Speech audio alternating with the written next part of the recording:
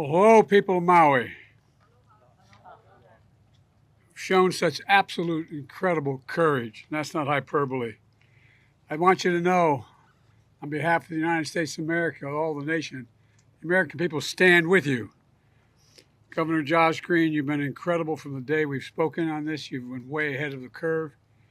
Lieutenant Governor Sylvia Luke, Brian Shantz, our senator, Senator Maisie.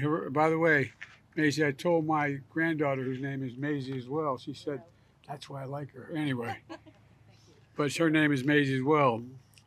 And Jill Takuda, Representative Ed Chase, and Mayor Rick Bassin. Rick, when we talked on the phone, you look like you played in defensive tackle for, I don't know who, but somebody good.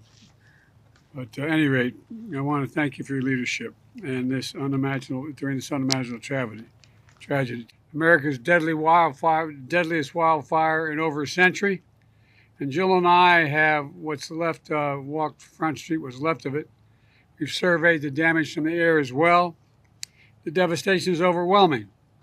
To date, 114 dead, hundreds of people unaccounted for. I remember when I got the call, my first wife and daughter, I was a young senator, and I got a call in Washington. I hadn't been sworn in yet. I wasn't old enough. And I was hiring staff in the Capitol at Teddy Kennedy's office. And I got a phone call saying from my fire department, and a young first responder kind of panicked, you got to come home. There's been an accident. I said, what happened? He said, your wife, she's dead. Come home, come home. The tractor trailer had broadsided her and killed her in a car accident along with my little daughter. And I remember all the way down from Washington home wondering what a lot of people here are wondering. What about my two boys? How are they? They were in the car. I never got a read on that. Were they going to be all right? They were badly injured. Were they going to make it? Had they made it? Wasn't until I walked into the emergency room that I saw that they were there.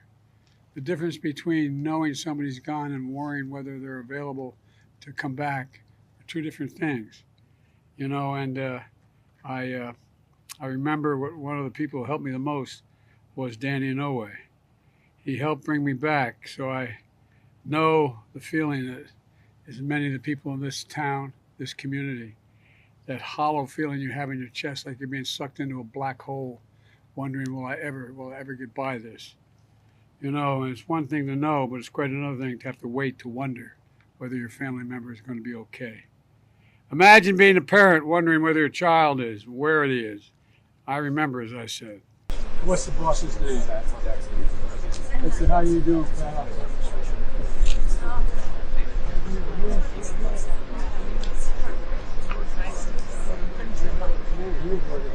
Boots on too. You guys catch the boots out here? That's a hot ground, man.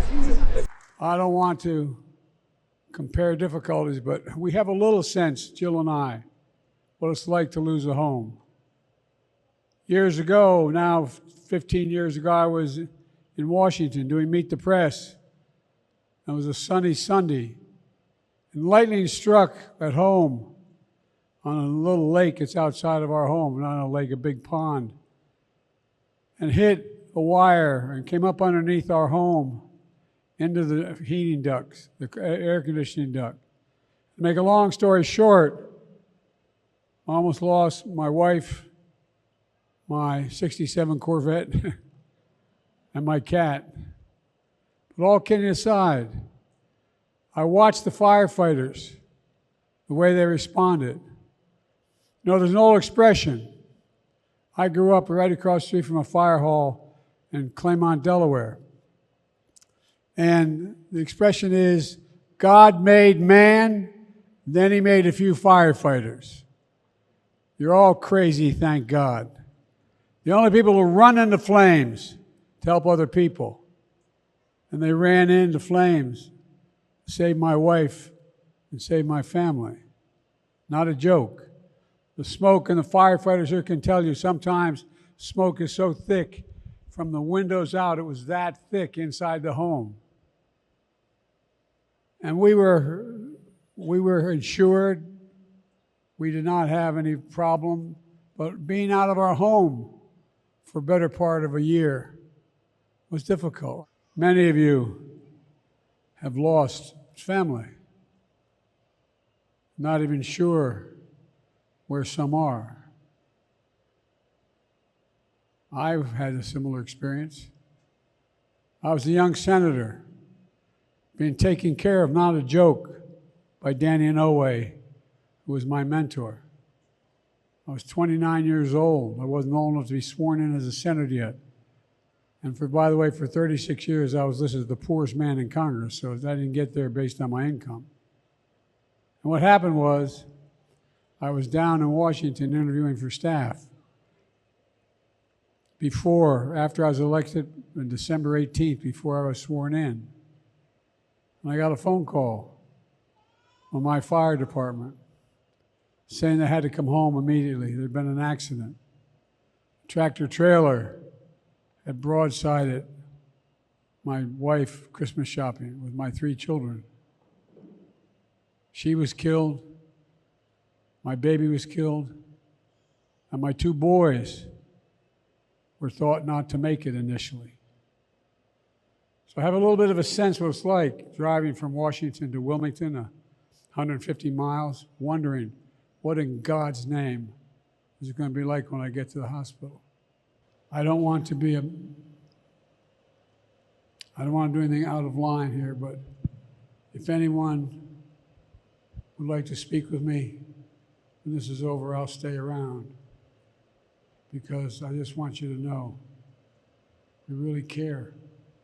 Not a joke. Not a joke. And besides, if I didn't, Danny, I know you're watching. I know you're watching. I think I learned the lessons you taught me. God bless you all. Every time I walk out of my grandpa's house, he was an old Irish guy. He'd yell, "Joey, keep the faith." And my grandmother would know, "Joey, spread it. Let's spread the faith." God love you all.